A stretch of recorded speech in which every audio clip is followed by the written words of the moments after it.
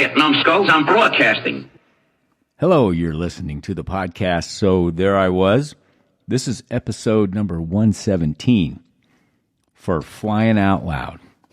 Indeed. What a great show, even though I couldn't remember the name because my geriatric brain was catching up to me. Holy man. So for Flying Out Loud. Yeah, so for Flying Out Loud is the name of our guest's podcast. Yeah. And our guest today is Scrabble. Yeah. And that story. He brought some class to the show, I'd say. Yeah, he's a British naval Sea Harrier. Yeah, Sea Harrier pilot. So, yeah, that's cool. Real quickly, we need to mention that FTIratings.com is our sponsor this week. Thank you so much for helping to keep this show going and bringing it to folks. Without these sponsors, we wouldn't be able to keep this going. So thank you very much. We'll talk more about it during the show, but if you need an ATP or a type rating, they're the guys to go see. And you can use your veterans benefits, mention this show, get $100 off. But Vig's going to tell you all about that during the show. We got a couple 5-star ratings this week, Vig. Hey! Who Who knew? I'll read one and you read one. How's that? First one awesome. Says, set Brian more to aviation. Not sure what that means, but I work as an instructor on PA-28s for a commercial flight training company in the UK. I usually listen to the podcast on Saturday morning as I drive to Cardiff for another day of students trying to kill me. The stories help to get me in the right mindset for the adventure ahead with students who only have to pass the aptitude test of having enough spare cash. The interviews are always interesting and often enlightening, and they can sometimes be a little jargon heavy, but it's a price well worth paying. And that's Arrows 6-1 in the United Kingdom. Clint Budd. Thank you, sir. Yes, thank you. Yeah. And I am rapidly trying to find the other one because I had it pulled up and then my phone. Okay, here it is. 5 stars. Love it. Great stories. Great hosts. Hard to ask for much more. I adore it. It's funny. It's educational. I adore how earthly and genuine it is. Hugs to you. Earthly? Earthy. No L. Earthy and genuine. Hold the L. Hugs to you, Barks, Australia. Barks 787. That was from Barks. Well, thank you, Barks. Indeed. 787. And this is the first show in a couple weeks, I think now, that we have done an extra for our Patreon supporters. So thank you to all of you who throw your hard-earned money at us. We're grateful for that. And we brought you a little extra 5-minute show. So you'll get that link in your Patreon subscription channel. So thank you. If you would like to join Patreon and hear these extras, sothereiwas.us/Patreon. So been a while since we've done that. But we've got some sad news, Fig. Sad news. Well, it's just temporarily sad. It was temporarily sad, but, hopefully our loving audience will survive without us for, it looks like 3 weeks. We're going to try and make it 2. We'll do our best to make it 2. But Fig's schedule and my schedule are such that there is zero time for us to record shows coming up. I'm going to be completely off the grid. Fig is going to be off the grid. Yes, it's insane. It's going to be insane in a few weeks. Yeah, it really is. But by the 22nd of August, we should be back to our regularly scheduled program. Film before a live studio audience? No. We'll be back to our regularly scheduled program already in progress on the 22nd of August. So please don't abandon us. We are not abandoning you. We'll try and figure out a way. What I'll do is run old shows, maybe some Lawman, maybe some Happy Birthday Yogi. Oh, yeah. Something like that. Yeah. Maybe 4 MiGs, 1 fight. That was a great story. Oh, yeah. Or Punchy. We got some great shows. Hell, yeah. we can come back in 200 weeks, Fig. We'll be good. Yeah. Yeah, that's right. We won't do that to you, but we are going to be off for a little while, not because we want to be. There's no way logistically to get these shows back to you recorded and up on there. So apologies up front. Let's talk about this week, though, Fig. This is a fun show. Well, it was so how this came about was actually pretty cool. Yeah. But we got a British Sea Harrier pilot from the Royal Navy, Scrabble, Andy, we'll call him. And what a character. Great stories, very humble. He had in his podcast, there's I've listened to several of his podcast episodes, which it's an aviation themed podcast, but it's really more about overcoming obstacles and right. Life leadership lessons and things like that. Right. Yeah. So that's for Flying Out Loud. And then he actually has a couple businesses, Flight Deck Wingman.com and FlightSchoolWingman.com that he works with too, along that very same theme, helping people achieve their dreams in aviation. So very cool stuff.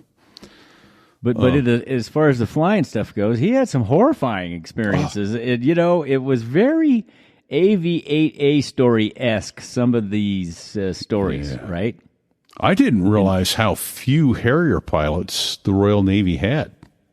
Really? Yeah. No, that's no kidding. I mean, we had more pilots in one squadron than they had in the Royal Navy. Right. Yeah. Right. Yeah. Oh, man. When we were full TO'd, we were supposed to have 30 pilots. Most of the time we had about 24. Yeah. But they had 20 pilots total. You got better odds of driving F1 or playing NFL football than you do of being a Royal Navy Sea Harrier pilot. Right. Especially now since there aren't any left. But that's that's a whole nother point there. But yeah, I mean, that's crazy. But he talks about engine failures and blown canopies. And of course, we touch on the sad fact of losing friends, but some of the cool shit he got to see, fighting the MiG-29, fighting the Su-22. And right. Oh, yeah, some great stuff. Truly unique and things he'll never forget. And stories I won't forget because I was there when he told them. Right. Fun stuff. In fact, you know what? You can be there when he tells them. About right crossing now. the pond When? at night Scrabble. in the Don't sit on the ejection seat, Ian. cockpit Don't do it. on the tanker through the weather. Oh, and to the tanker crew who did that, thanks a lot. We really appreciated that. I'm just kidding. No, I'm not.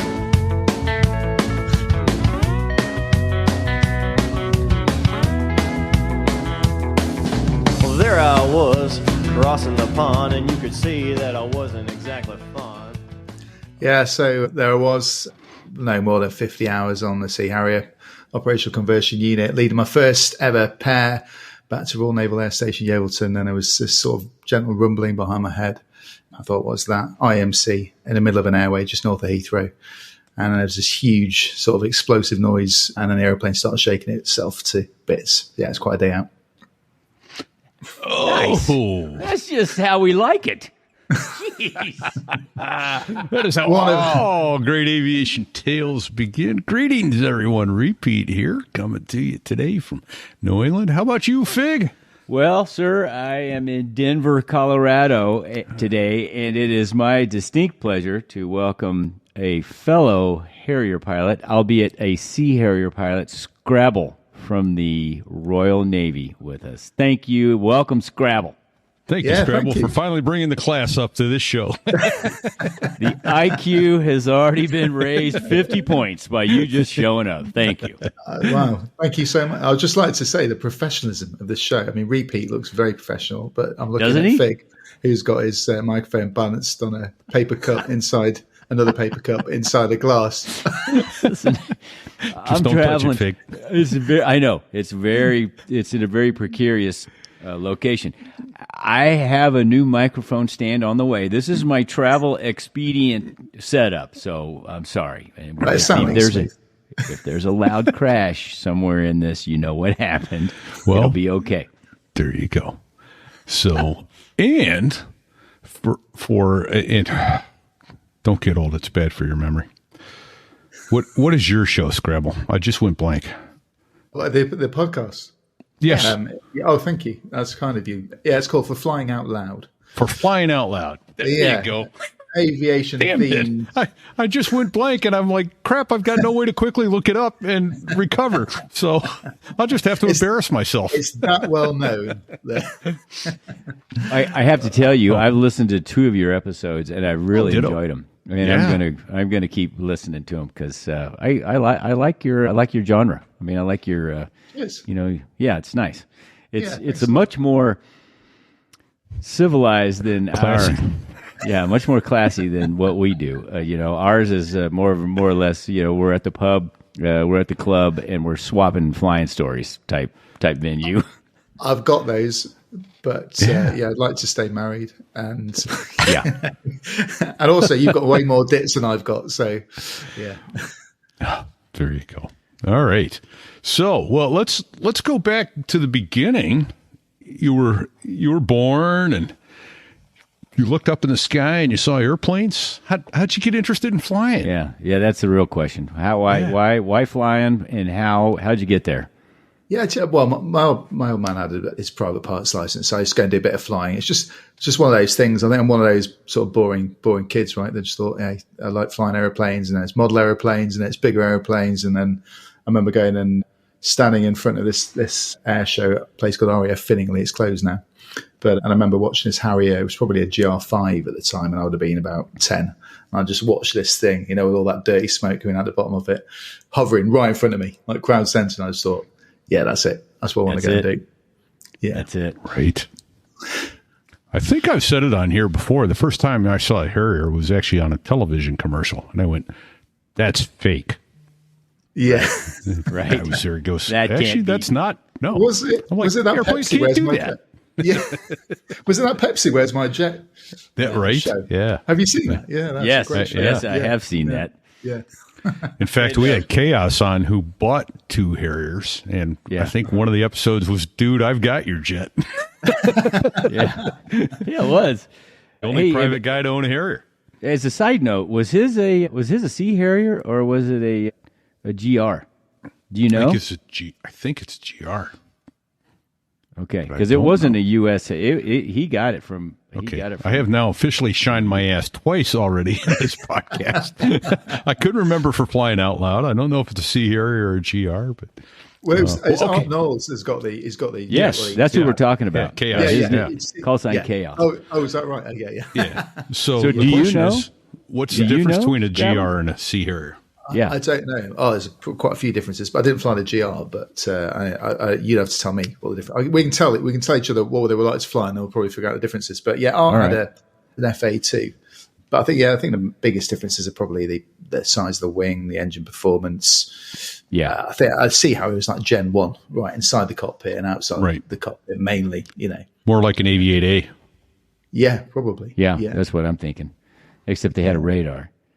We had a Sea radar. That's Harrier's where it got a came into radar. it. That's where it came into its own. Yeah, exactly.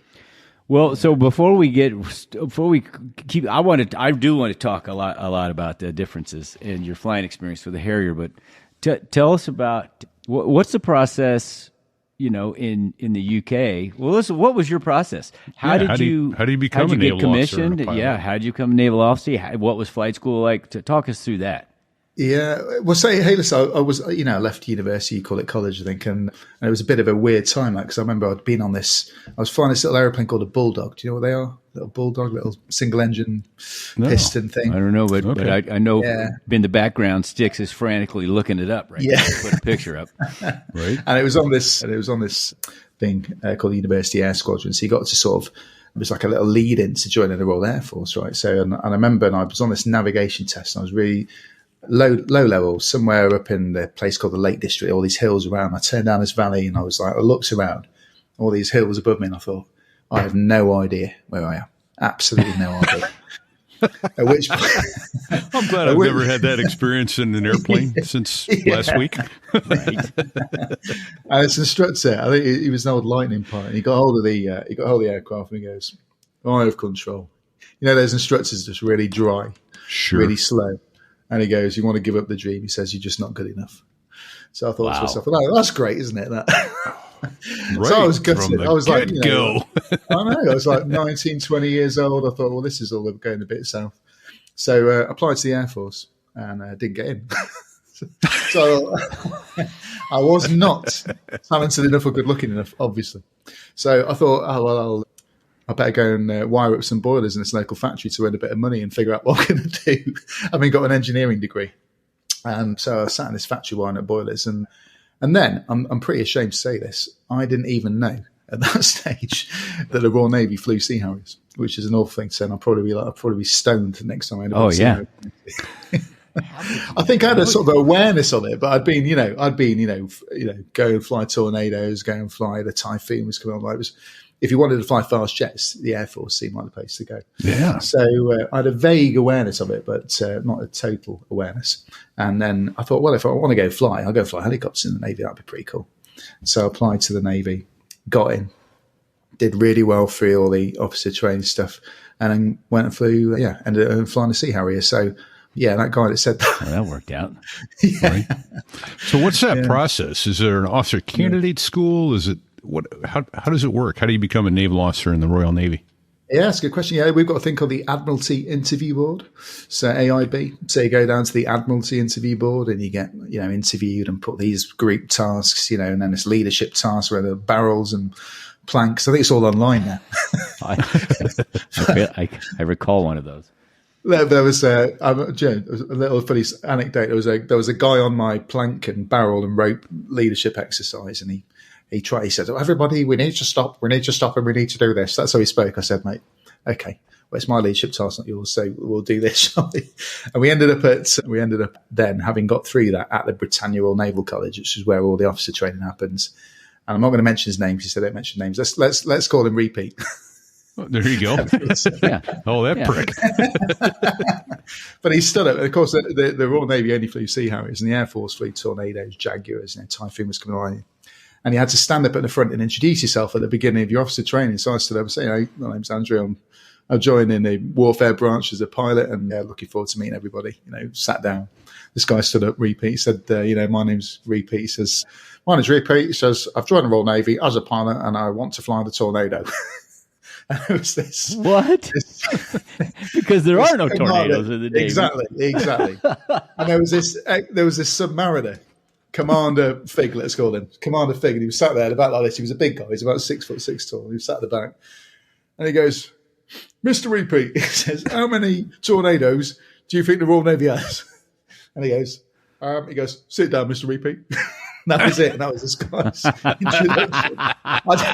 I don't know what happened to him, but I don't think he became a pilot. Sit down. I don't think that, yeah. So that's it. So you go through all that, and we do pilots do about 12, 14 months of the officer training, and then we do a little thing called the grading flight, which is about 6 months of pilot studies and a little bit of a flying, about 10 hours. And at that point, I go, have you really got what it takes to be a pilot? Of course, I had a bit of a head start. I had a private pilot's license, but some people had never flown.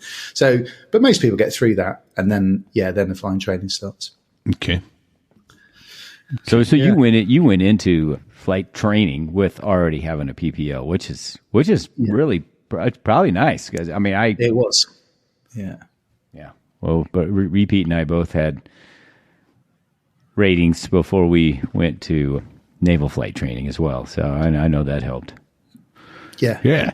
Just made it easier to look around and grasp the basic concepts early. Yeah. So. Yeah, exactly. I mean, I don't know, because then we go on to probably like you guys, the elementary flying training, and I don't know, who knows whether I'd have got that recommendation to go and fly a Sea Harrier, because most of the guys and girls that are going through elementary flying training got streamed helicopters, right? There was right. So what was the aircraft that you initially flew when you were in flight training? The primary. I don't know if you saw a little yellow aeroplane. That's all there you go. Yeah, Firefly, T-67 Firefly. It was good fun actually. That was all right. Firefly. Yeah, I think, and then onto one above it. Turbine powered or no? That's just it was a 260 horsepower.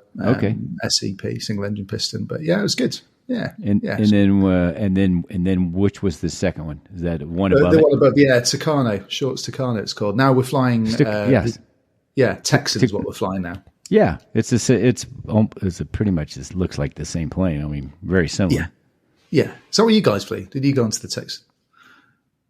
Well, we're old, so we flew the T-34 Mentor 2, which is what? It's a Beechcraft.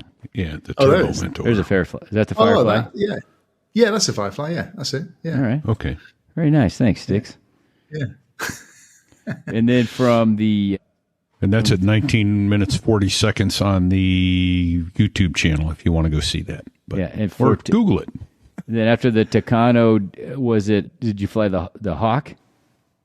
Yeah, so it's Tucano, you do about 150 hours on that. And then I go off to the Hawk, Hawk T Mark 1. So it's probably like a down, slightly not quite as punchy version of the Goshawk, I guess. Well, it's by the time they put all the extra weight with beefier landing gear and all that, it's probably about the same. I mean, I don't remember how much thrust the motor put out. It had a Rolls-Royce motor. I'm assuming the Mark I had a Rolls-Royce motor too, right? Yeah, it did. Yeah, exactly. But not a lot of power. I remember sitting in that thing for the first time and thinking there's going to be a real, I'm in a fast jet, so it's going to be a real sort of kick in the back you're going to go. And I remember thinking, that's a bit slow, this. Yeah, but when you get up, what a great...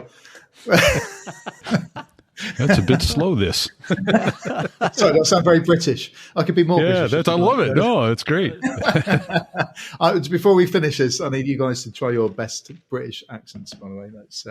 my Disney English, like Dick Van Dyke from Mary Poppins. And There's a Tucano. There you go. That was a great aeroplane, but needed a lot of pushing on the pedals. So we had a rudder trim on the throttle. Oh yeah, okay, because of the P factor. Yeah, yeah, exactly. Never fly on a trim, apart from when you fly one of those. Otherwise, your legs go to sleep. Right. Well, but as you well know, I think of all the tactical jets in the world, I think the Harrier probably required the most rudder input. I don't know, Fig, do you find that, especially at your airline? I use the rudders at my airline, and people are kind of like, what are you doing? Oh, yeah. That was a big thing. When I got to here, to the big boy job, I was in the simulator the first time, I had lost a motor after takeoff. I knew I needed rudder. I shoved in a bunch of rudder like I thought I should, and I was upside down because, I had the 737 has a giant rudder. I shoved it all in at once and was like, whoa. Right. Yeah. So we learned real quick. Yeah. You don't need that much rudder. No. But yeah, you're right. We did use a lot of rudder. Yeah. I still like that now. Do you do that, in a crosswind? Do you do that wing down technique, or do you kick it off in the flare? Yeah. What do you guys do in the big jets? Well, I'll let you say repeat. You fly the biggest. Well, so the MD-11 and the DC-10, you had to land wing down top rudder.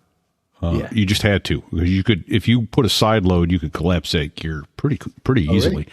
Really? And the 777, you can land in a crab up to, I think it's 29 knots, and our crosswind limit is like 37 knots. So you don't have to do anything. And I've watched other guys land in crosswinds and just gone, kind of like flinching away from it and then watch it happen. I go, damn, that's smooth. So somehow the triple handles that side load on its main gear pretty well, and the MD just didn't. So I had to relearn to accept more crab when I went to the Boeing. Yeah. All right. Yeah. Well, and we do, wing down top rudder at the very end. Yeah. People think that's weird. Yeah. Kind of like, landing at the field in a Harrier in a crosswind. Yeah. If you were doing a slow landing, you couldn't land it. You couldn't land wing down top rudder. So you had to wait till the last second and then kick out the crab. And if you were late or you were early, it was pretty self-critiquing, right? Yes. A kind of, I'm going to kill you kind of way. Yeah. Yes. Yeah. You're like, as you're up on one outrigger going, how'd I get here? Crap. Yeah. And waiting for it to collapse. Yeah. Yeah, exactly. Yeah, exactly. So man. So you finish training in the Hawk. Are you designated a naval aviator at that point and got your wings before you go to the Harrier training? Yeah, that's right. Yeah. Okay. Actually, I brought it forward even earlier to the Tucano, like the T-34 stage, just after I got my wings on the Hawk. So there's two stages to the Hawk. There was advanced flying training, which is sort of the learning to fly the Hawk, low level flying, all that formation type stuff. And then the next part, so you can probably see there's like two Hawk images there in the background. The bottom one is the sort of advanced flying training, then the top one's tactical weapons. So that's where you go off to attack weapons, and that's where you learn to fight it. So that was combat, strafing, which, by the way, I'm properly shit at, and bombing. I'm not joking. I nearly got chopped. Yeah. Really? Yeah, I was aiming at. Oh yeah, I was on my. I think I was on my 4th out of 4. this is like level 2 warnings, and I was down at this range, Pembury range, and there's this big white cloth target. Well, there were a couple of them, and they said your target is, the right hand target, whatever it was. So I was like, okay. So I went in and I'm strafing this thing, knowing that this was my last trip. I'm going to get chopped if I don't hit this target. And I'm like, 0 hits for the shot, not observed. 0 hits for the shot, not observed. So I was like, right. And then they said that, like, the most insulting thing, confirm which target you're shooting at. So that was embarrassing. So then I headed back to yeah, right. Headed back, landed. I'm like, what a dick, honestly. I mean, really, to kick a man when he's down. Yeah. So I went back to RAF St. Athan, saw my instructor, and we sat down. We got the tapes out. We started playing the tape. They're doing that frame by frame. If you did that, where you go click, one frame forward, click, another frame forward. Oh, you've opened there at whatever it was, about 4.8 mils. And I'm like, but I said, yeah, but should have been 5. He goes, yeah, but that's pretty good, Scrabble. that's pretty good. He says, that one there. He says, I reckon, you're on right dive angle, 3 knots fast, whatever. He says, Sea Harrier doesn't do much strafing, does it? I said, well, it does do somewhere. It's got twin gun pods, and it does some. It's not everything, but yeah, it does do a bit. So yeah, but they don't do much, though, do they? I said, well, I think they do a bit. I mean, I don't know. He says, you're not getting this, are you? He says, F off to the bar. He says, you passed. And that was it. And I owe this guy, Nigel, his first name was. I owe him a debt of gratitude because his signature's on one of those pictures. But he basically cut me a bit of slack because we didn't do much strafe on the sea. I know I did strafe on the Sea Harrier, and I still didn't hit the target. So you can. So you guys it was a gun pod that was on a hard mount under the wing? No, it was center mounted. 2 of them. Okay. 2 AML Aiden cannons, I think they were. Yeah. Okay. All right. So it was on the fuselage, under the fuselage. On the fuselage. It must be slimmer. So ours was 25 millimeter, basically Gatling gun. That was on the left side, and then on the right side is the pod that held the ammunition. Got you. Yeah, I mean, it's pretty cool. Yeah. You could blow off. I think it was 10 rounds every half a second. So you got 2 of those things going off. It was quite. Wow. How could you miss with 2 of those things? Come on. I don't know. So in your defense, we didn't miss. Well, we were hold perfect. on. I'm getting there. Yeah. So in your defense, you did not have a computed delivery, computed solution, right? This was old. This was old school. You set the mill. You drive it into the light range to the right distance, the range. You squeeze the trigger, and as long as airspeed and dive angle is right, you're good. Apparently, we had a constant computed impact point. I mean, you couldn't miss. Yeah. You roll in, you put that dot. We called it the death dot on whatever it was that you wanted to strafe. It was going to hit it. Oh, it was going to hit it. Now there was a little secret to it, because of the location of the gun pod and the fact that it was below the center line of that plane. When you did squeeze the trigger, the gun was on the right. The gun was on the right side, and the ammunition was on the left. So it would pull down and to the right. You couldn't stop it. So knowing that in advance, you would put the death dot in the upper left corner of your target and squeeze the trigger, and it would march them right through the center of it. It was awesome. You couldn't miss. I mean, you really couldn't. It was PFM. That's pure fucking magic. Oh, my God. Yeah. Nice. Weirdly, I was all right at the bombing, but the strafing, to this day, I don't think I put 1 round on the target. Yeah. Well, it's pretty embarrassing. I don't know if I've shared that before. So yeah. Well, so now everybody knows, and that's okay. It's okay. It's a safe space here, isn't it? It's safe. We're in the circle of trust here. Scrabble. All right. So speaking of Scrabble, how did you? Well, I kind of have a feeling I know, but maybe I don't. How did you come across that? How did you get anointed with that call sign of Scrabble? Could be worse, couldn't it? I suppose. Yes. It was, yeah. My last name, Neophytu, would allegedly be a random mix of Scrabble letters. Yes, I totally get that. That's what I figured. Yeah. It was actually an ex-nav. I think Wizzos you'd call me. It was an ex-nav that was converting to be a pilot that just gave me that name, and it stuck. And even now, even in the airlines, it's everyone knows me as Scrabble. So it's what. Yeah, because nobody knows how to pronounce your last name. It's all to spell it. consonants. So, it's yeah. crazy looking. So the question is, do you even know how to spell it yet? You're asking for a friend. Exactly. You know who you are. You walk into, doctor, surgeon, like Mr. Yeah, me. Yeah. That's me. Yeah. Yeah. So we went through a formal training unit for the Harrier. We call it. It's called the Replacement Air Group, or RAG for short. Ours was there was only one Harrier RAG in the Marine Corps, because we had a pretty small. Our community was pretty small. Yours was uber small, right? The Navy. How many Navy just squadrons did you guys have? Yeah, how many squadrons? We had 2 frontline squadrons when I was serving. So there was 899 was the OCU. And then it was 800 Squadron and 801 Squadron were the 2 frontline squadrons. But each one of those had no more than sort of 10 pilots. So, yeah. So you're talking 20 guys at a time at any one time or roughly. Wow. Yeah. Yeah. So the odds of getting there from that point of, joining the Britannia Royal Naval College to actually getting there. In fact, I've got a photo and there were 6 of us. You got a better chance of driving F1. Yeah, playing pro football. I know. I should play the lottery, shouldn't I? Really? Yeah, probably so. Yeah, but there were. I think I got a photo. And it was a Navy promotional photo, because all of our, I don't know if it was the same for you guys, but all of our fast jet training with the Royal Navy, with the exception of the final stage OCU, was completed with the Air Force. So the Tucano and the Hawk, that was all. We were Navy students, but we were on Air Force training squadrons. Okay. So the majority were Air Force pilots. And I've got a photo, we did a promo photo, there were 6 of us stood in front of a Tucano, and I was thinking it was the most they'd ever had going through training at any one stage.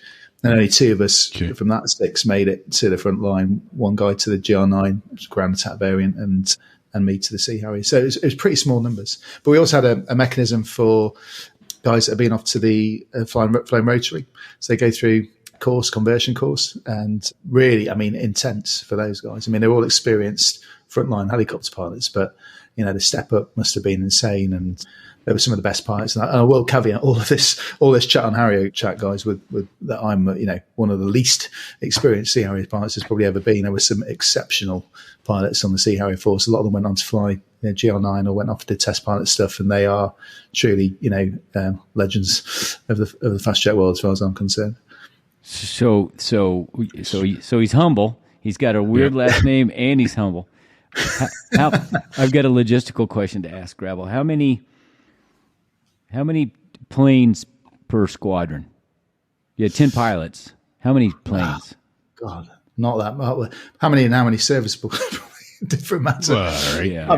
Any moment out on the, I don't know, any time walking out in the morning, don't know, you might see 6, 7, maybe 7, 8 jets. Something like that. So, I'm not couldn't quite quote the stats, but it wasn't many. It wasn't many at all. It was much smaller. I don't know how many were on the AB8B, but yeah. Well, we thought we were a small organization. Well, that's really small. Yeah. But the Sea Harrier guys were, they were cut from the Falklands War.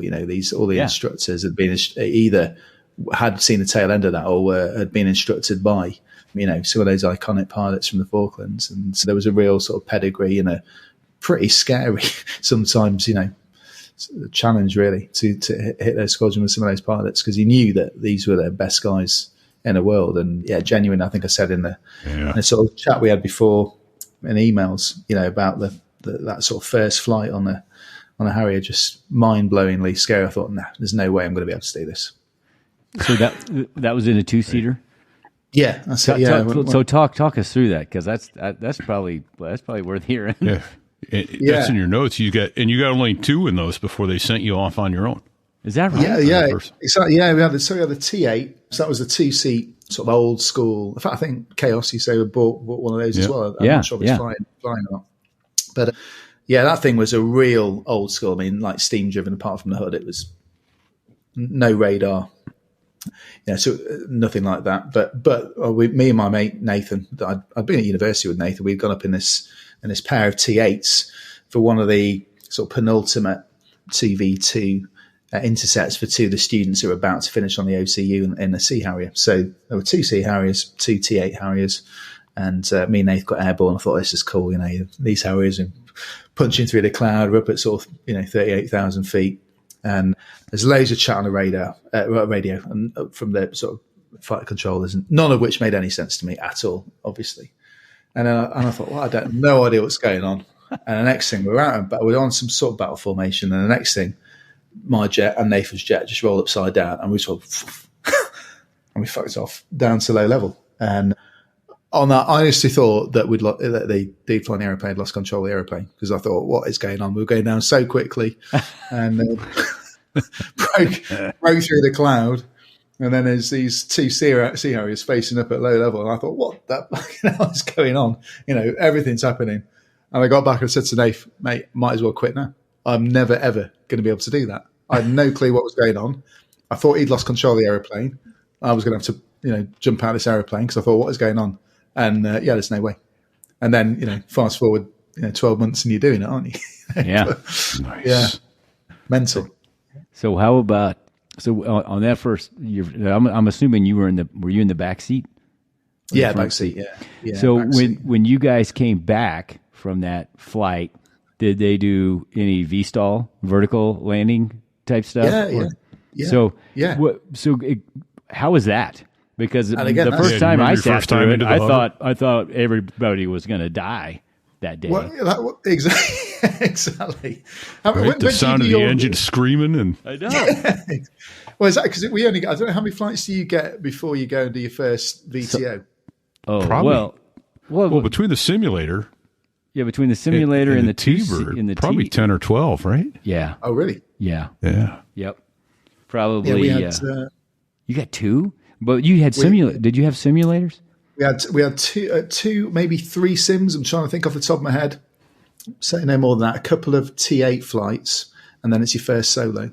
And then we did the next next T8 flight was 3 press ups. Is that if you call it the same? Yeah, 3 press up. Yep. 3 press ups, and there's a Black Beauty. Yeah, there it is.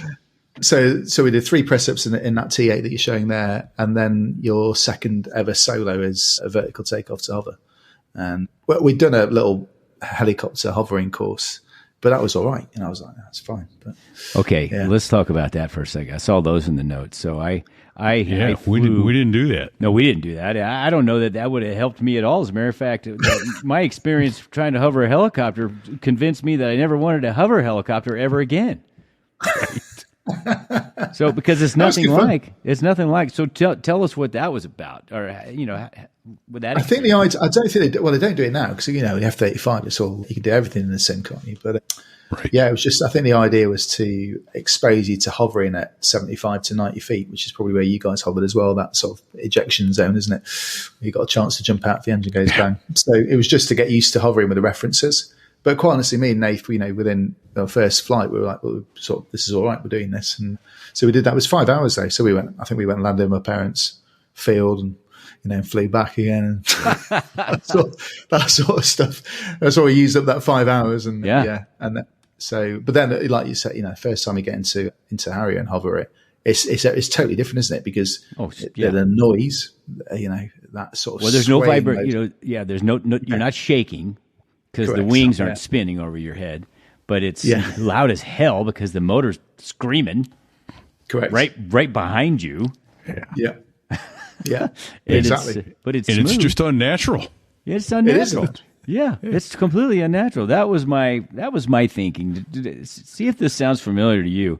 And by the way, repeat. I was in the back seat with Bear. Bear was flying. Oh, okay. I remember Bear. Yeah. And so we came back into the pattern after leading some solos to the bombing target.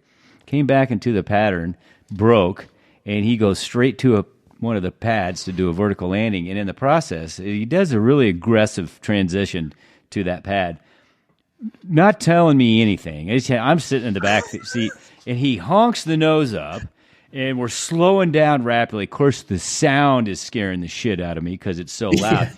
I'm digging my fingernails into the side rails as we're slowing down, and I'm watching the ground speed come to 0, and I'm expecting to feel the sensation of falling out of the sky. Of course, that never happened because we we were in a hover. And I'm like, holy shit, this is not right. And Yeah. I said to myself not. right then, I said, there's no fucking way I'm ever going to be able to do this. I remember that. And I remember looking around going, I know they aren't going to be there, but I'm almost looking for wires holding us up. This is so unnatural. This shouldn't Not right. be happening. It's not right. Yeah. And by the way, I asked you earlier if you knew Tim Shea. He was the Royal Navy exchange pilot. And Tim was kind enough to then show me hovering in the braking stop. Oh, yeah. You got a little of this. So you've got a face full of dirt because you are looking straight that. down. I swear to God, it feels like you're hovering Oh, yeah, you might as well 45 be. degrees Yes. nose down or more. It's what, 8 degrees, 9 degrees? Something? Yeah. Yeah, 8.5 if you want to be technical. Yeah, that's it. I used to like doing that little hot breaking stop hover with a little pirouette. Yeah. Yep. Oh, yeah. Yeah. Terrifying. When I figured out not to, a little spinning around thing, yeah. I used to, when I figured out not to kill myself. But I don't know about you guys, that first vertical takeoff, where, second solo, you taxi out. My instructor was there. He got a backpack on and a helmet and a radio to speak to me. He's watching me, And then there's another. We had this vehicle called the Pope Mobile. Yeah, I think it was that vehicle that the Pope drives around with a big glass roof. Oh yeah, the Pope Mobile. Yeah, the Pope Mobile, right? So we had something. It was some sort of Japanese people carrier, but it had the engineers. They cut a hole in the roof, and they put this big perspex dome in it, and there was a chair like this, like we're sat on, and but a high one, and your head stuck up through the top of this glass dome. And you sit in the Pope Mobile and you'd watch the guys hovering, but the Pope Mobile was broken. So my instructor Jack was there on his radio, and you slam full power, don't you? And you feel it there, and then off you go, airborne. And I was like a bit of a sort of general NavX of Charlie Pad, as it was called, sort of floating around, not intentionally, again about as accurate as my strafing. I sort of floated around, and by some bloody miracle managed to land it. And he goes, "Well, off you go again." I was like, "I just got away with that, mate. I'm not doing that again." He's like, Right. Up you go again. So I don't know, but every flight on that thing, particularly on the OCE, felt like you were literally, fingernails. I'm only just maybe there were obviously some sky gods out there, but for me, I felt like I was right on the edge, holding on to this thing and only just making a grade. Every flight, that's what it felt like. Yeah. Yeah. Well, so how many? Still feels like that now. How many flights did you guys get in the training squadron before you went to your frontline squadron? I'll just get my logbook out, guys, but it's probably... Just give us a ballpark. I don't know. I'm going to say 80 flights, something like that. 90 flights, maybe something like that. Okay, so that's you're pretty well trained up and starting to feel comfortable in the airplane by then. Yeah, something like that. I may have got that wrong, but it was something like that. And then when you joined the front line, then you did your combat ready workup, and you got some more experience now, pairs, leads, fours, leads. But the OCUs, as we said in the notes, was a bit of that was my baptism by not just fire. It was like hell and fury for things going wrong for me and for other people, tragically. But it was a real wake up call. It was a dangerous jet to fly, wasn't it? Well, it is, and I like, people ask me that all the time. Were you scared flying that? I'm like, not really. You just had to pay attention to what you were doing when you moved that nozzle lever around. Right. That's it. Yeah. Because straight away with it. I want to jump in for one quick second, just because you guys were talking about how you had a couple hours in the helicopter and then you jump over into back to the Harrier. There is actually, having read on the aerodynamics and the physics behind how the Harrier flies versus knowing how a helicopter flies, and thinking back to my episode and sort of thinking there was some parallels, there are no parallels. And if anything, I think it would be like apples and oranges and almost a negative habit transfer. I don't even think learning the sight picture that I think was what they were trying and get you to think about. But the sight picture doesn't mean anything without flight controls that actually match what you're doing. And a rotor disc over your head spinning around, and then the rudders aren't going. Your tail rotor isn't going to do the same thing that your rudder is doing in the aircraft. And the way that the directional control is managed in the Harrier is apples and oranges. Your lift vector in the helicopter is over your head, so nothing matches. So I don't know why they did that, but It was pure harassment, is what it was. Pretty much, yeah. There's another way of chopping us. But the opportunity to scare Repeat and Fig was probably worthwhile. So, yeah. I'm going to well, there's that. again, but I just kind of felt like it was easier for me to just sort of stick my head in and say, yeah, there's like there's nothing. Obviously, nothing. There's no difference. No value add. No similarities. No good. No good ever comes from getting in a helicopter. Let's just put it like that. Well, Right? It can only end badly. Unless it's your wet, cold, tired ass being hauled out of the Yeah. Okay. Unless it's your ride home after ejecting. right. Now, Yeah. fair enough. Yeah, exactly. I'll give it that. I'll give it that. pasta. So in the notes I'm looking at here, Scrabble, it said, hold on, let me pull it up here. It says you nearly banged out. I'm assuming that means eject. And nearly banged out transitioning away from a hover for the first time. So did you get a little? Yeah. Did you get a little quick with the nozzles, or what? You know, you talk. Well, yeah, exactly. You know, you're talking about the rudders and how much you use your rudders as a Harrier pilot. And my instructor, a guy called Schwabby, absolute legend. This guy, he was such a dude. Flew hot air balloons, hang gliders, and one of the best pilots ever flown with. And he was up in the town. He was watching me. And he's like, "Right, mate." He says, "Yeah, mate." He says, "Bit of a crosswind today, like 30 knots across. Yeah, bit of a crosswind. Keep the ball in the middle, won't you? Keep the ball in the middle. Keep the vein in the middle, and then you'll be fine." So and I start my transition. I'm like, right, picture, set that attitude, start my nozzle, ball in the middle, balls in the middle, definitely in the middle. And we had an audio alpha gauge in our ear, and it would beep. If really useful, very useful, particularly around that final turn, that sort of transition to the hover. Okay. But you wouldn't expect to hear much of it transition away from the hover. And if your alpha was low, obviously fairly safe, it would beep high, go beep, beep, beep, beep. And if it was very high alpha, go boo, boo, boo, like bad news. And I remember just starting to nozzle out and then feeling myself going down. Ball was smack in the middle. But feeling myself going down and hearing this ball, ball, ball, ball. And I thought, this isn't good. And as I felt myself go down, I must have been about 60 feet above the ground. And I just remember another instructor say, if it all goes to shit, undo the last thing he did.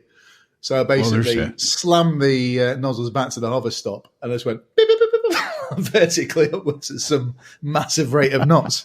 Because, of course, I got a lot more power on. And I got back and I said, Shorby said to me, anything you want to say, mate? I said, yeah, mate. It didn't go very well. I said, but the second one went fine. He said, why the fuck did you go and find another pattern and do it again? I said, because I thought you'd chop me if I didn't. So I did it again, and it was fine. The second one was great. Went well. Knew what I'd messed up. And then, he said, I thought you were going to crash and I was going to have to press a crash alarm. But he says, so I'm going to have to fail the trip on you, mate. All right. But the second one looked great. So, and he still failed you. Yeah. So let's break this down a little bit. No, he was a ledge. So we have this.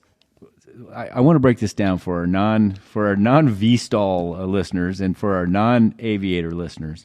So we have a unique situation here where there's a lot of things going on in this particular tale. So I want you to describe it, Scrabble, because you have a great British accent and I can never do it.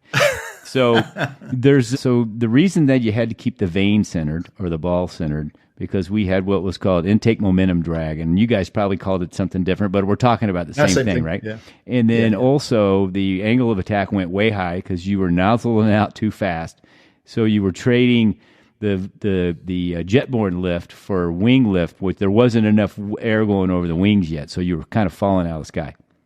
So, correct. What did you guys describe? So did you call? So we had what we called it the death equation.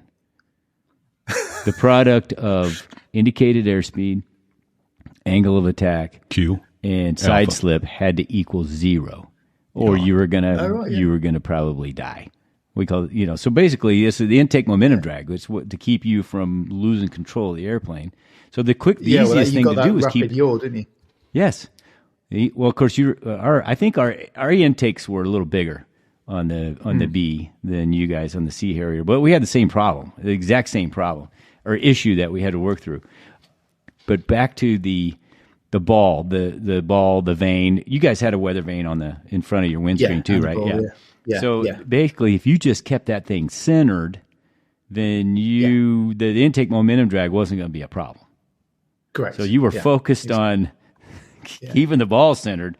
Kind of lost track of how fast you were. Well, I nozzled out too quickly. Yeah, leave the nozzles backwards. Dude, I don't know one guy that can tell you for real that he hadn't done the same thing, because I did it the first time, scared the living shit out of myself, and thought, what repeat? Yeah. Why is it? Repeat. You know, yeah, that's bad. Yeah. Yeah. And they did. They drilled into us. This is how you die. So don't do this. 100%. Well, so many people. I mean, if you look back at the old books and the first days of the Harrier, and how many people, died ejection, rolled inverted on whatever, died ejection. There was something that someone did that, and it was all learning about the aircraft, wasn't it? And of course, but I mean, we had rudder pedal shakers as well. If you had, we had that. Well, the rudder you needed to press on vibrated. Yeah, exactly. Yeah. So it was, so it was a pretty testing aeroplane from that point of view, wasn't it? They showed us crash videos before we started the flying Silvis. Who was Larry that messed up his nozzles? The guys go, nozzles Larry's alongside a boat. we had a guy who got the nickname Larry because I think he did something similar. He was a great guy, but he did something similar, so he got the nickname Larry from the dude in the crash video. Yeah, no, there were some spectacular ones in the early days, especially, but that was, oh man, terrifying stories. Well, I know, we've all lost mates flying this airplane, and I know you lost one with an engine failure, like shortly after takeoff. Whether it was rolling takeoff or off the ship or a vertical takeoff. It was we did a detachment to a place called RF Wittering, and it was where they did all this like the V-style playground. So they had little short taxiways, short strips. They had a clearing in the woods called Vigo Pad where you could go and land in a sort of wooded clearing. So that was really quite cool. And then, that was a pretty sad day, putting it mildly. But it was one of my mate Nathan, who went on to be one of the lead test pilots in the F-35 program. But I just outbriefed Nath and our instructor Jack. I was due to fly, but I was unwell. So those guys had gone flying our VTO, rolling vertical takeoff, from one of the strips. And literally a few minutes later, the crash alarms went off, and I phoned up the tower because I knew the RJet had just gone out, and said, is it RJet? They said, yes. I said, do you see any shoots? Said, we think we saw one shoot, we're not sure. So, it was essentially they'd had an engine failure about 50 feet, and their jet had sort of, pitched up, rolled. Yeah. Oh, boy. So, yeah. Not the place to have an engine crap on you. No, so Nathan had a successful ejection, but Jack had an unsuccessful ejection. Yes, that was a really, really sad day. And Jack was, if there was a Sea Harrier pilot that sort of typified being a Sea Harrier pilot, he was right up there. Really, really good guy, amazing instructor, and just goes to show you, doesn't it, that seconds change everything in that aeroplane. So so that was a really challenging time for everybody, and particularly for us and the engineers, that accompanied us to the crash scene. And I was the first to get to Nathan. He'd ejected over the perimeter fence, so I'd scale this perimeter fence to get to him.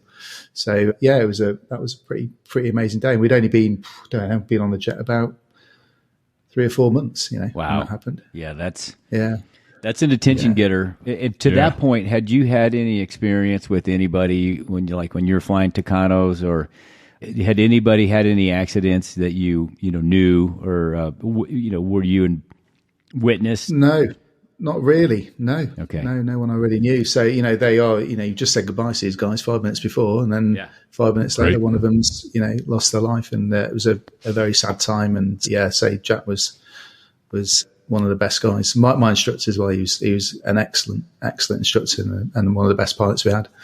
So and then fast forward. But so we had a bit of time off then because there was investigations, into what was going on with the T8s and all that sort of stuff, all that sort of investigation stuff, and then back to flying.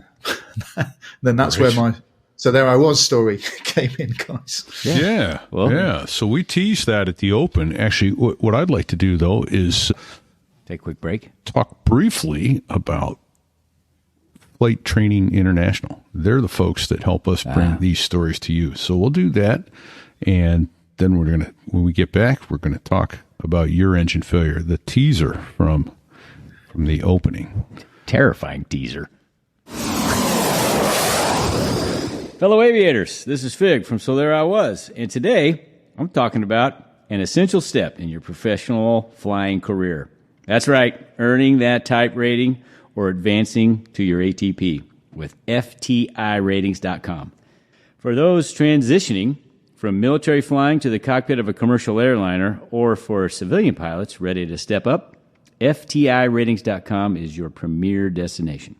They specialize in getting you through that crucial type rating and the ATP or ATP CTP certification that are required gateways for flying with major airlines. Navigating through the requirements for advanced certifications can be complex, but FTIratings.com makes it straightforward. They offer expert guidance and instruction tailored to help seasoned pilots like you achieve your goals in the aviation industry.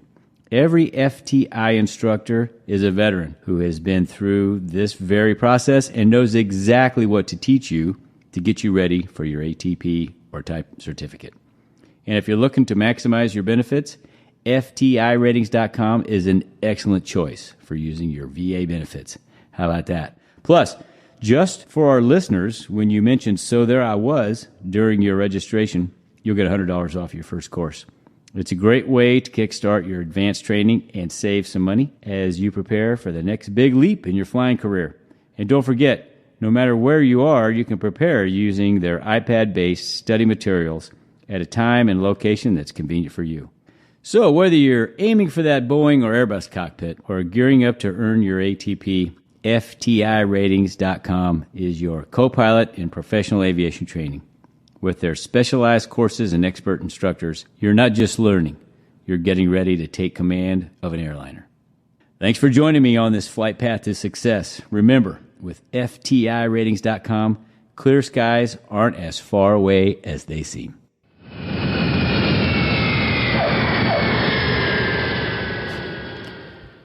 Thank you, FTIratings.com, for your support. So there you were, cruising along the airway north of Heathrow. Rumbles, booms, things that go bump in the night and in the clouds. That was just terrifying. What the hell happened? Yeah, so that was it. So there was, and so there was this big boom, whole aeroplane shaking. So it was IMC. My wingman was somewhere just off my right shoulder, instructor wingman. It was the third flight of the day. I'd done 2 ACM trips that day. We'd chased the weather from Yeovilton towards RAF Wittering. So this was third flight of the day. I was a little bit tired, bless me, flying back. And there's this bang. And then I looked down and the jet pipe temperature was going 3,000 degrees off the stops. Oh, shit. And the aeroplane's shaking itself to death. So I go to idle. Temperature still pegged off the stops. Oh, boy. So I was like, I'll shut it down then. Yeah. So I shut it down.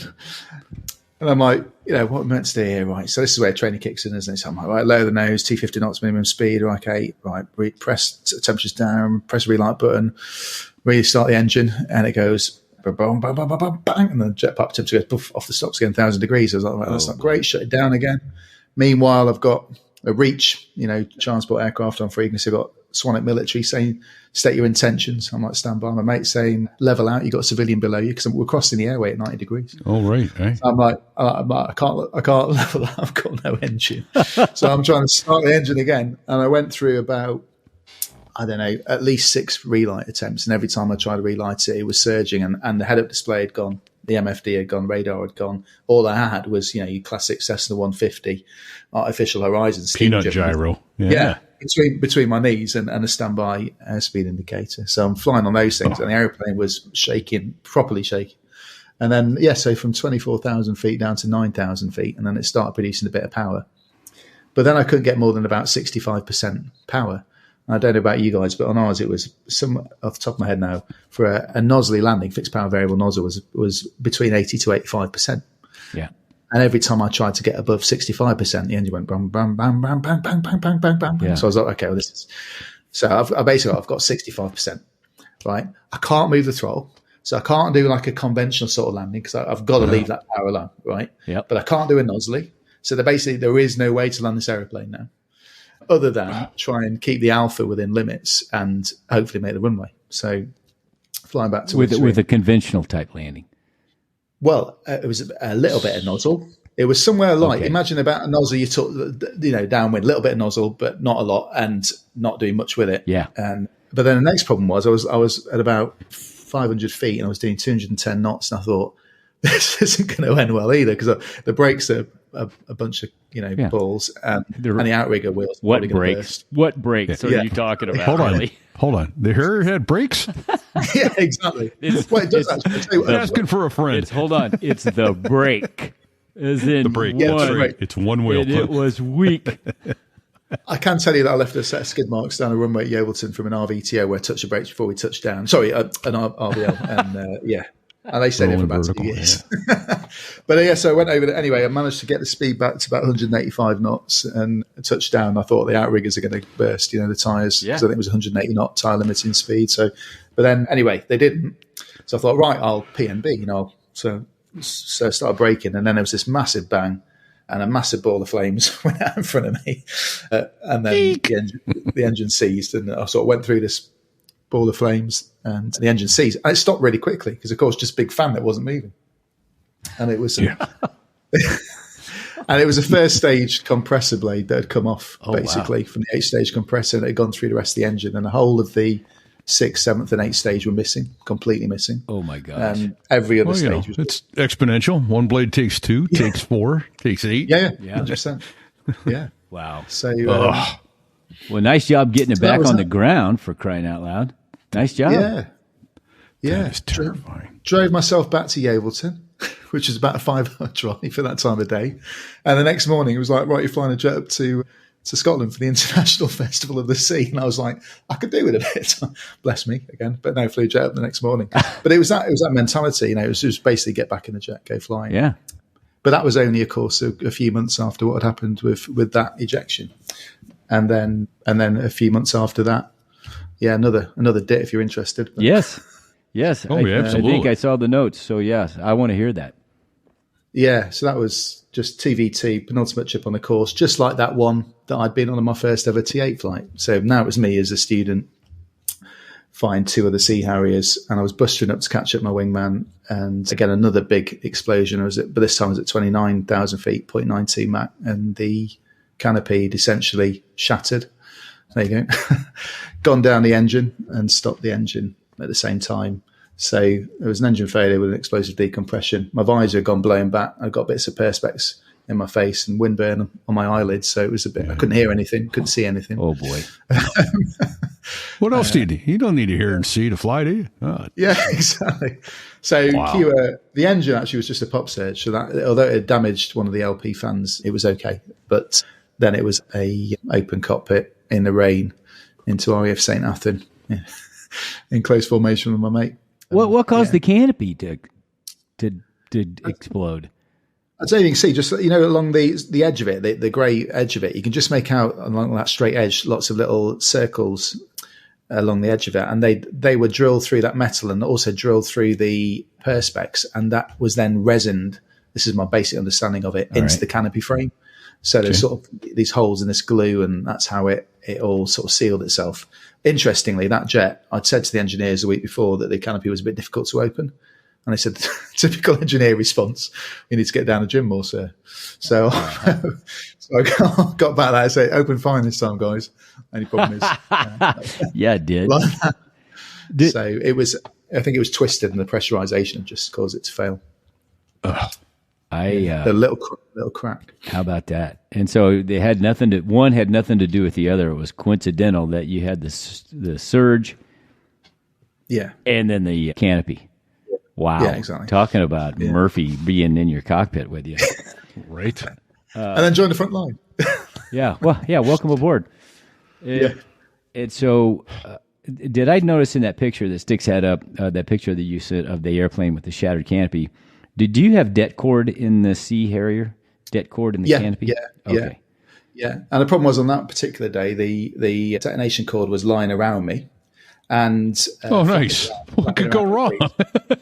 Don't pull that handle. and there was a big bit of perspex, so you can just see over my left shoulder there. So I thought, if I eject, that detonation call is going to blow upon me, and I'm going to go through that piece of perspex. Yeah. Take your head off, or your arm or something. Yeah, exactly. That's nuts. Yeah, flying a couple of days later. Well, yeah. Well, I mean, why wouldn't you? That's what you did. Jeez. Yeah. Right. Get back on that horse. So, of your time in your squadron, how much time was aboard the ship? How many times did you deploy on the ship?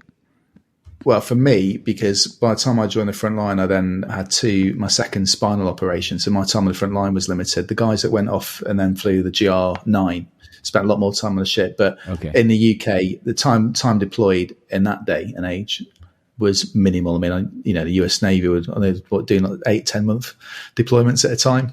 For us, it was a few weeks at a time. Okay. So pretty simple by comparison in that day and age. But of course, things change, don't they? The world changes, and new class of carrier, who knows what's going to happen. I have to tell a quick story because I flew when we were at Cherry Point. I went out and flew some kind of mission, training mission. I came back and there was a Sea Harrier parked on our line. I don't know if you remember this, Repeat. There was a Sea Harrier parked on our flight line. Okay. Flight gear. Yeah. I'm sorry. It was parked there, canopy open, and I thought, well, that wasn't there when I left.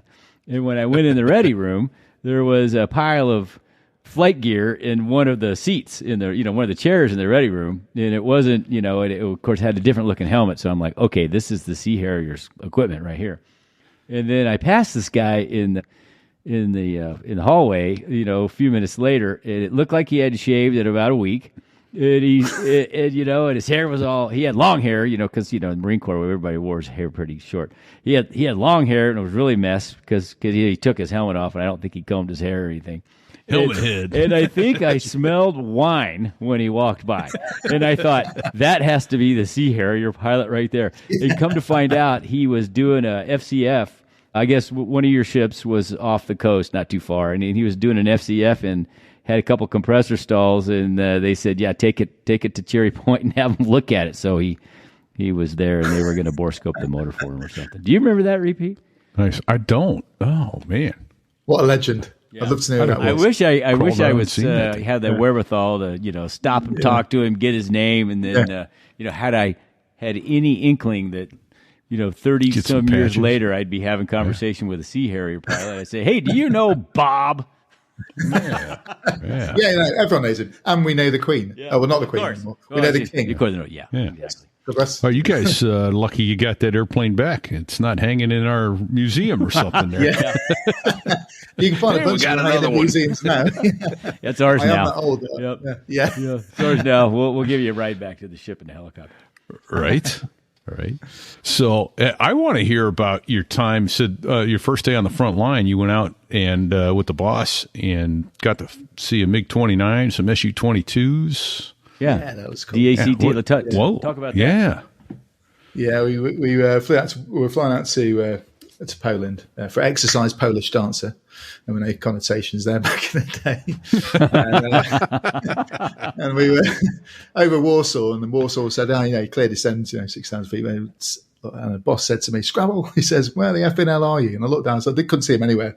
I looked down on my left-hand side, and the boss was upside down about 20,000 feet below, So we landed, and we went off to this Polish base, which was a MiG-29 base.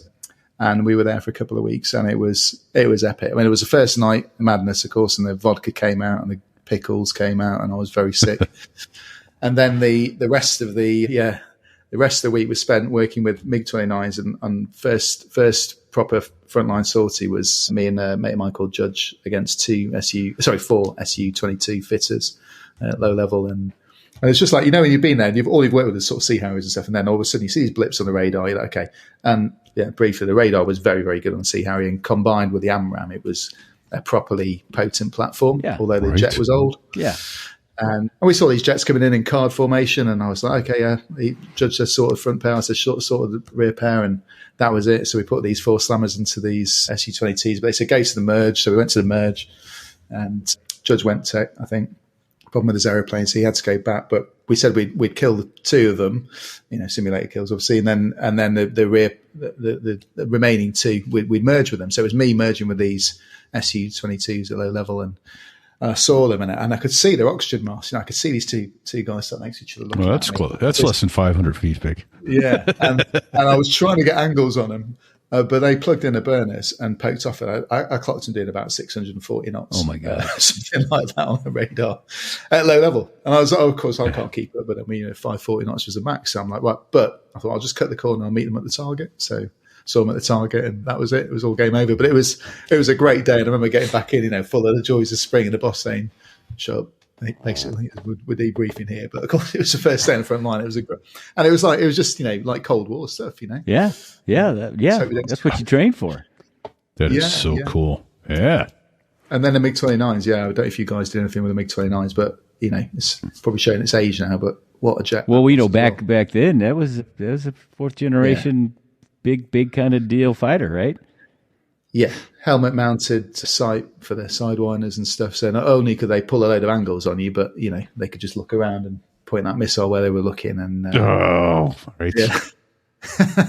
Well, which is what I'm given to understand the 22s and the 35s will do too. And remember talking to the 35 pilot about how good is it as a fighter and getting into it. He goes, if I'm in a turning fight, I've already done a lot of things wrong to get there. Yeah, it's like, exactly. Yeah, exactly. And that was that was our thing. It was a big stick really with a radar missile combo. Yeah. Never get involved with anything, and it worked really well. So that even goes back to the Falklands. I mean, the Harrier is a great light attack jet, and you guys used it as a fighter interceptor to great effect. Yeah, that was impressive. That was the first real world.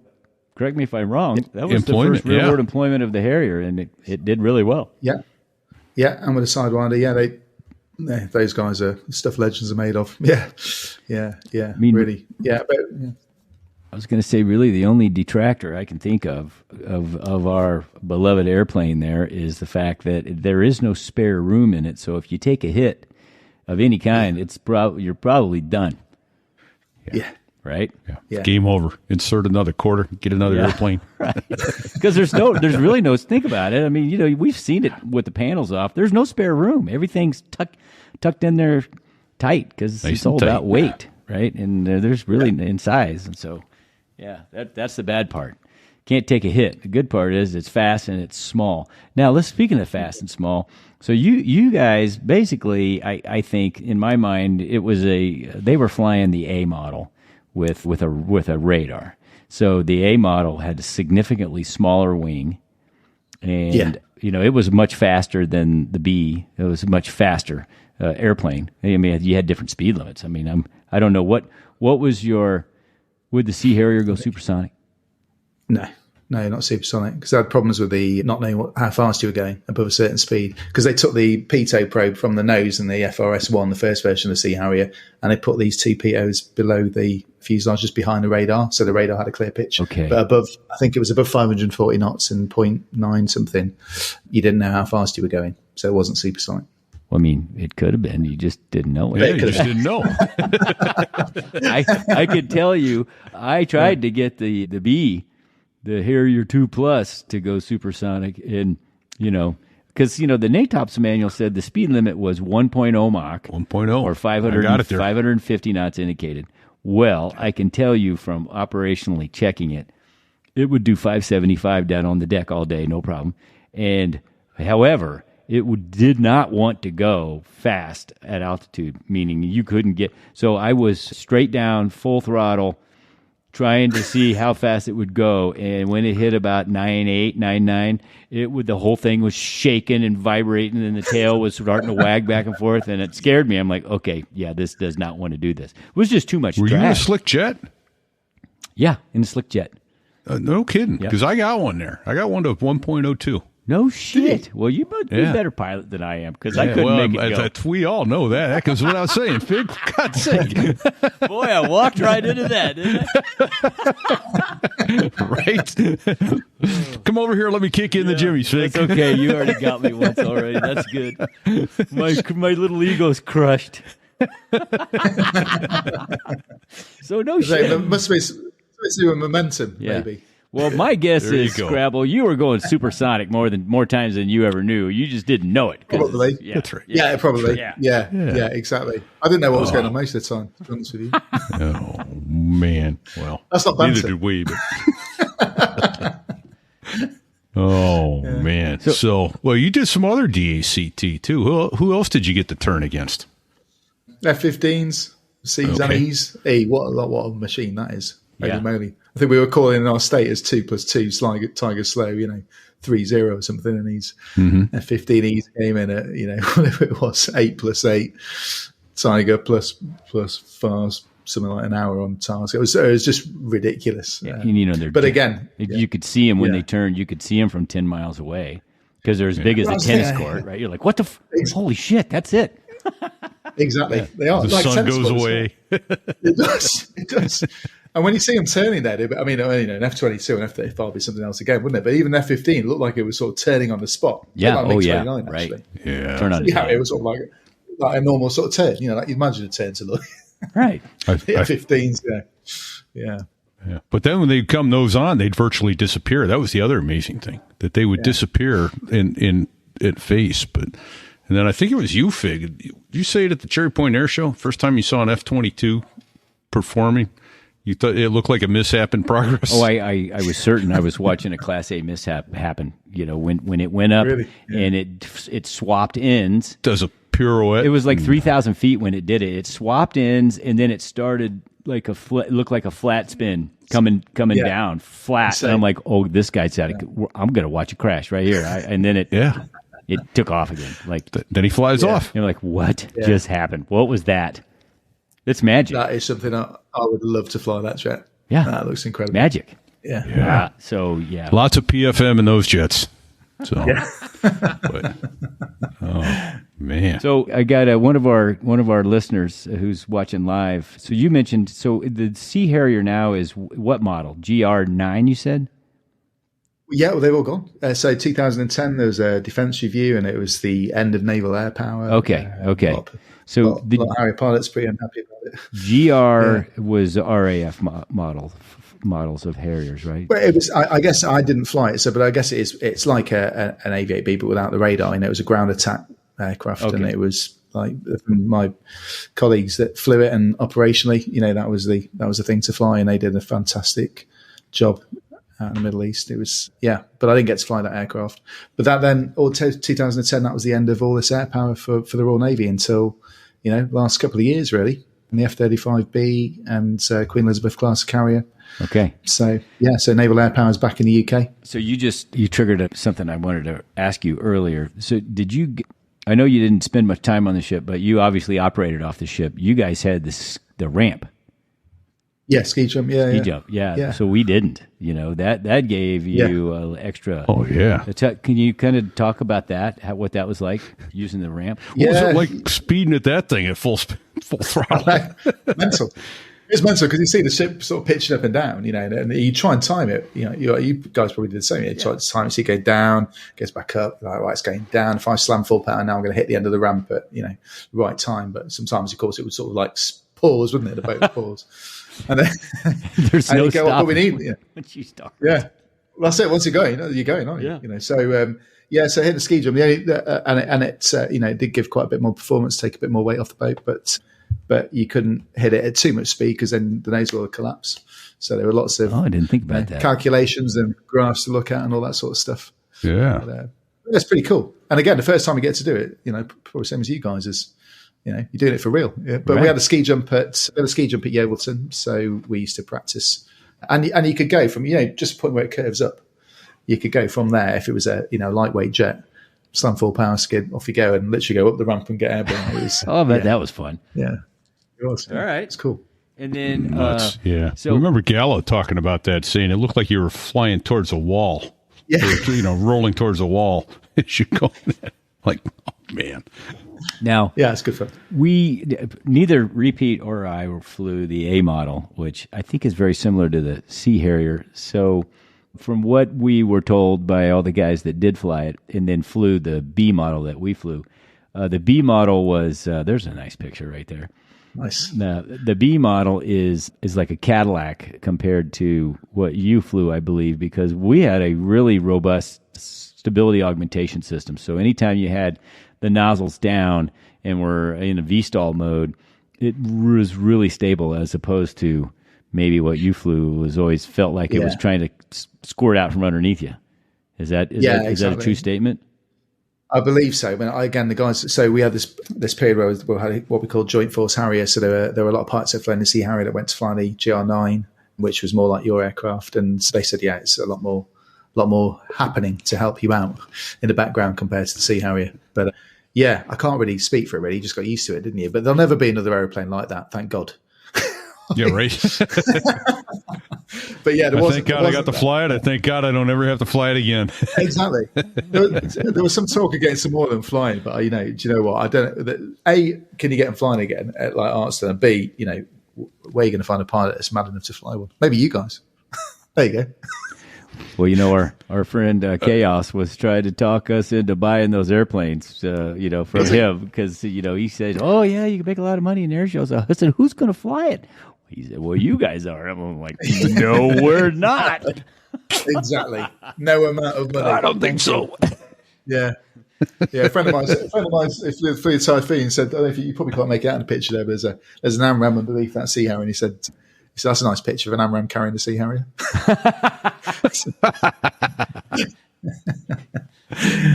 Nice. Yeah. Well, there's probably a little truth to that too.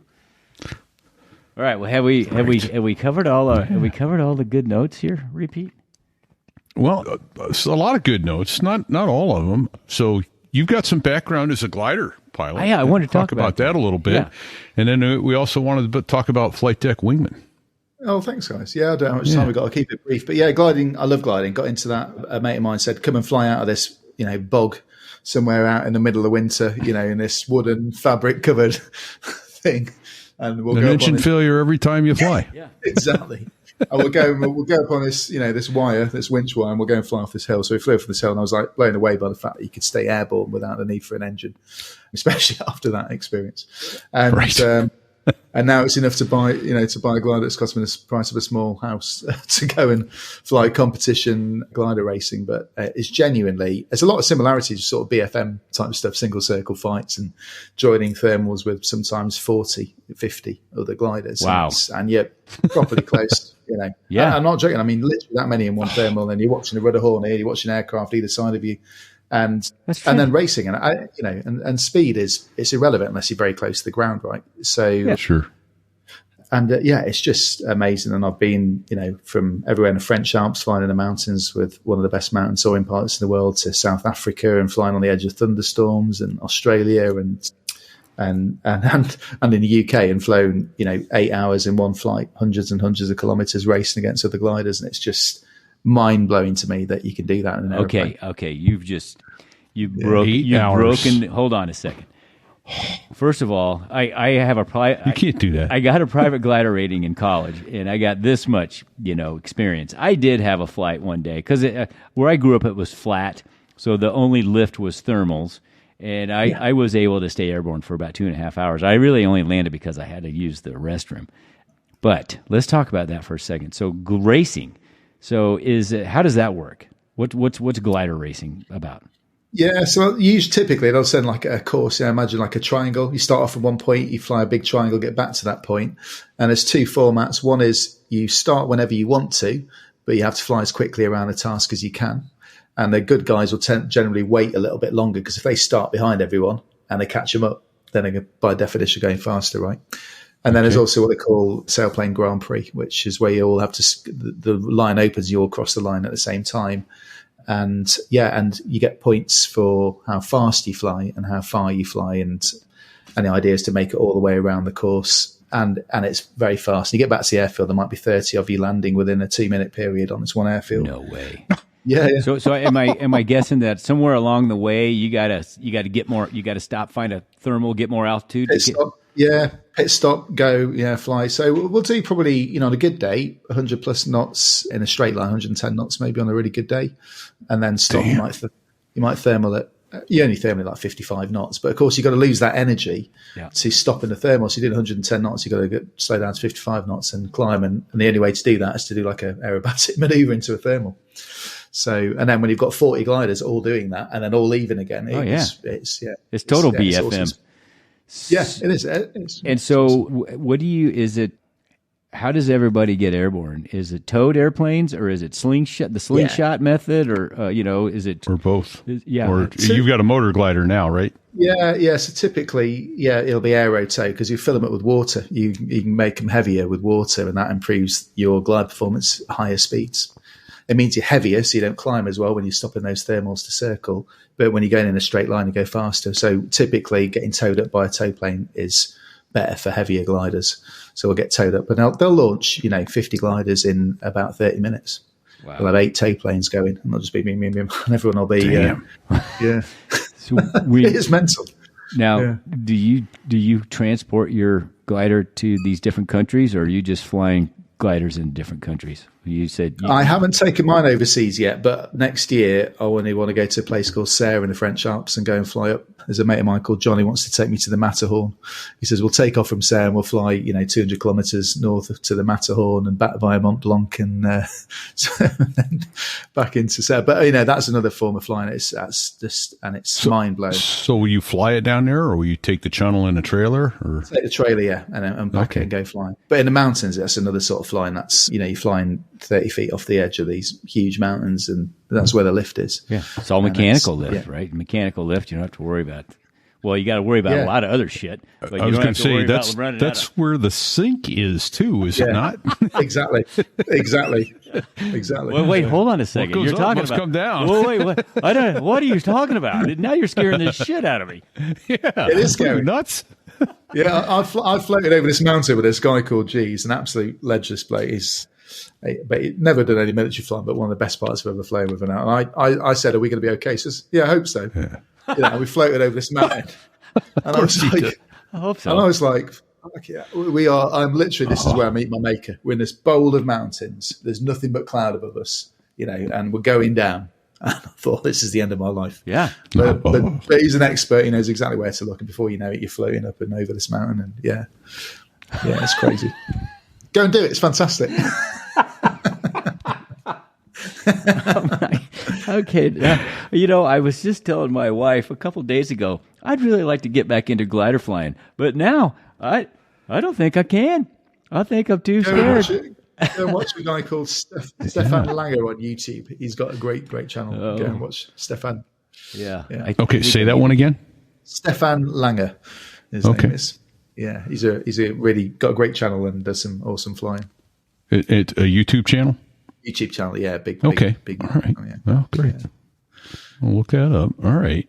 Well, so let's talk about your other project here. So it's Flight Deck Wingman Flight School.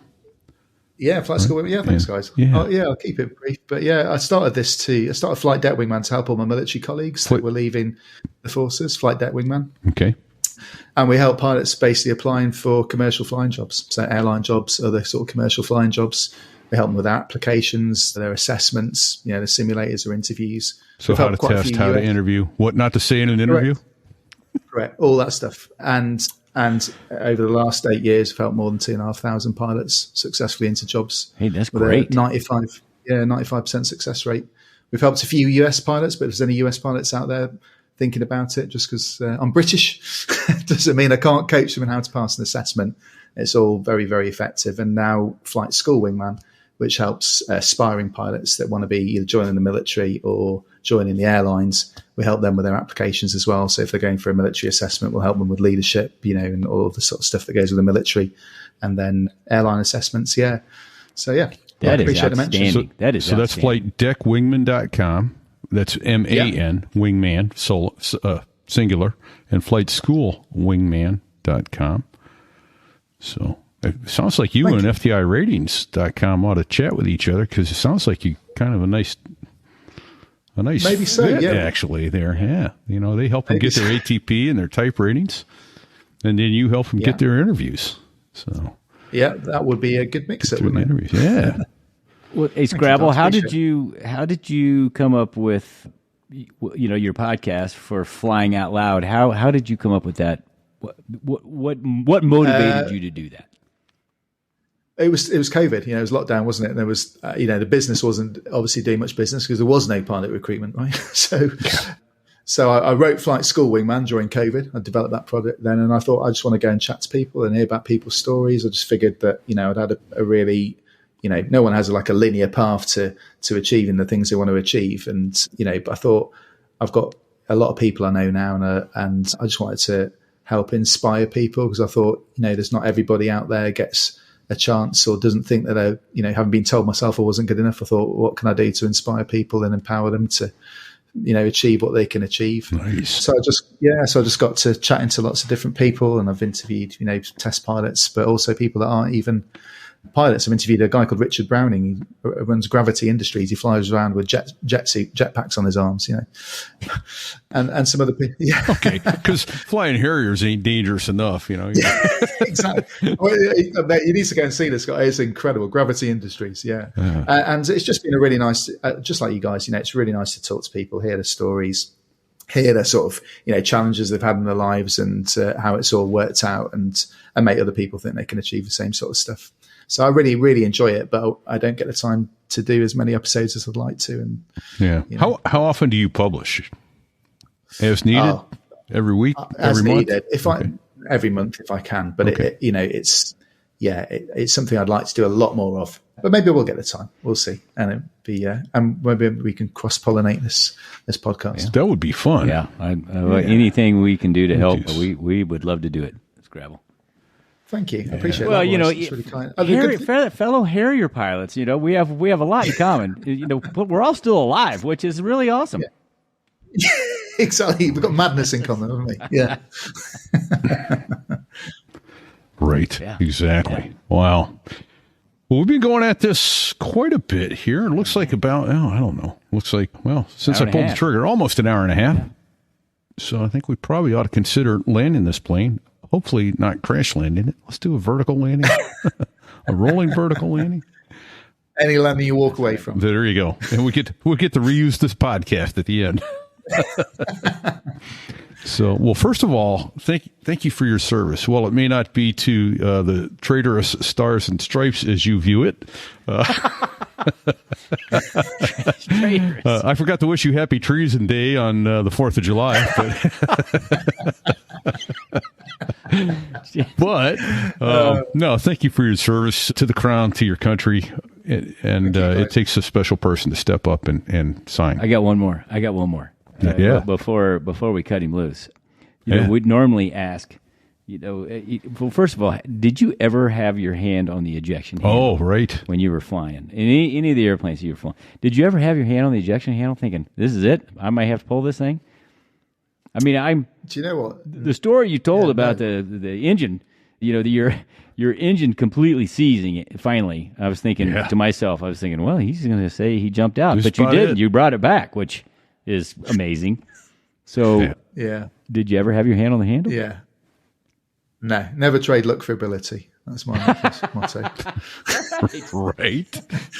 Oh, that's awesome. All right. Oh, and the other question we didn't ask, how many hours do you have in the Harrier? Yeah, how many Harrier hours? Oh, God. A handful, a few hundred. But a few hundred. But the guys that went on to fly the GR9 were, those guys, we'll have to hook you with some of them because those guys went on to do the real stuff. And there were some of the guys walking around with 2,000 hours Harrier, which is amazing they're still alive. But obviously very good pilots.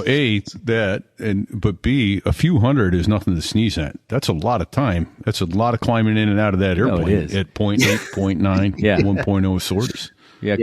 Yeah, but I'm guessing that you rarely flew it with drop tanks. No, most of the time we had some sort of tanks on it. Yeah, 1,000-pound drop tanks. So, but what was the average? If you had to guess, average sortie, a 0.7 or 0.9 or 1.0? An hour probably. So that's a lot of getting in and getting out. That's a lot of. That is. Yeah. Right. A lot of opportunity for failure. A lot. Yeah, right. Yeah, right. But I'll have told you guys that were some of the other guys that went on to do way more than me. So I do want to be mindful that there were some really, really exceptional guys and girls. Oh, absolutely. Well, we have that in our in our community. We have guys that were just absolute legends. Yep. Yeah. And we've had a few on our episodes. We've been blessed to have a few on our show. Absolutely. Yeah. Absolutely. Yeah. Fig and I are just a couple knuckleheads that got lucky enough to associate with it, and now we try to bring those guys to you. So, very cool.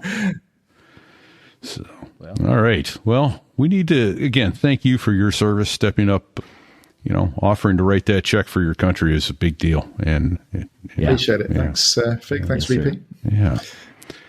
We need to also say thank you to backbeatmedia.com and Dave Hamilton, who help us with advertising and all of the technology needed to bring this show to you.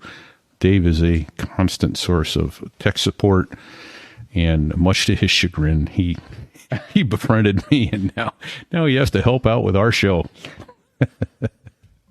So if you have a show and you want advertising, reach out to backbeatmedia.com online and see if they can't help you too. So who else, Vic? Well, we obviously have to thank our producer in the background there, Sticks, and Bago, who's absent with us right now because this is a show, we're recording this in the middle of the day because it is not the middle of the day where Scrabble's sitting right now. Over in the United Kingdom. What are you? That's is right. it? See, are you? 9:45. Okay, so you're Z+1, right? Where you are? Yeah. So- Yeah, exactly. Yeah. So, Yeah. and Repeat is barely afternoon where he's at. He's on his fourth beer already. I'm way behind. I got to get going. That's how I go. Yeah.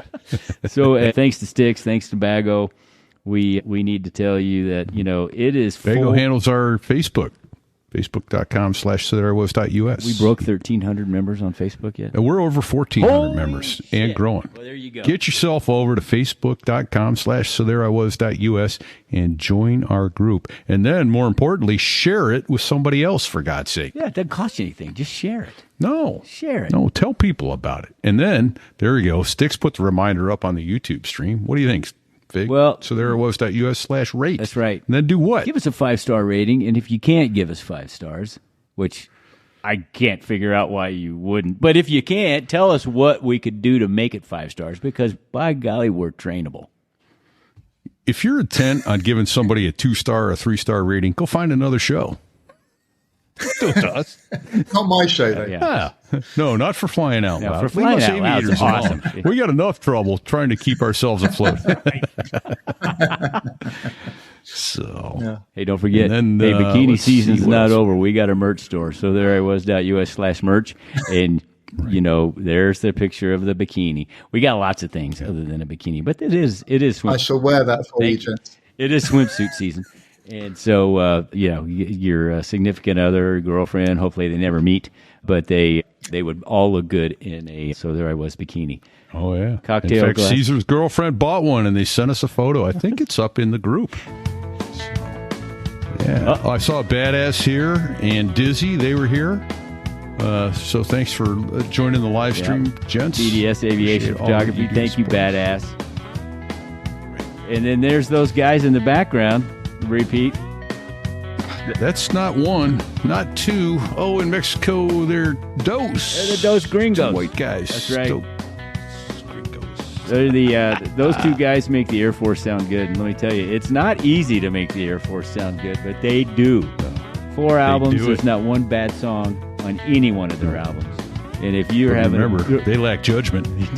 judgment. That was one of their 2 shows with us. They lack judgment. Great stuff. Strange looking helmet that guy's got. Right? Couple of Viper drivers. Well, that's about it. Oh, There look it at is. that. There you go. That Get was your own fun. Harrier for only There it is. 7 million Pepsi points. You're probably not going to get it. He should have taken the $1 million. Just my opinion. I don't know. That's my opinion. I could be wrong. Until next week, I think stay out of trouble. Check 6. Don't sit on the ejection seat handle. Don't do it. do it.